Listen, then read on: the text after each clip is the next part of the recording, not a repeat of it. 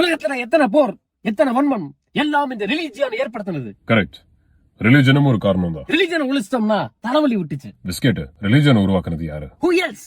முட்டா பசங்க மனுஷங்க தான். இப்போ லாஜிக்கலி நீ ஒழிக்க வேண்டியது மனுஷங்கள தானா? நியாயப்படி, தர்மப்படி அது பிராக்டிகலி இம்பாசிபிள். அப்போ பிராக்டிகலி என்ன பாசிபிள்? ரிலிஜனை எல்லார் மைண்ட்ல இருந்து இரேஸ் பண்ணணும். அது லாஜிக்கலி இம்பாசிபிள் பிஸ்கெட். உனக்கு பகுத்தறிவு பத்தலவோ இங்க ப்ரொபகண்டா பண்ணலாம், சப்வர்ட் பண்ணலாம், கல்ச்சரல் ஜெனோசைட் பண்ணலாம். ஒருத்தனை எல்லாமே வேஸ்ட், இனிமேல் நான் ஒரு செக்யூலியர் ஹியூமன் ஃபீல் பண்ண வைக்கலாம். அதுக்கான ஸ்ட்ராட்டஜி, டாக்டிக்ஸ் இங்க இருக்கு. இன்ஃபேக்ட் அது ஆர்கனைஸ்ட் ரிலிஜன்ஸ், கல்ட்ஸ், அப்புறம் காலமா நடந்துட்டு இருக்கிற கல்ச்சரல் ரெவல்யூஷனை பார்த்து இன்ஸ்பயர் ஆன விஷயம்.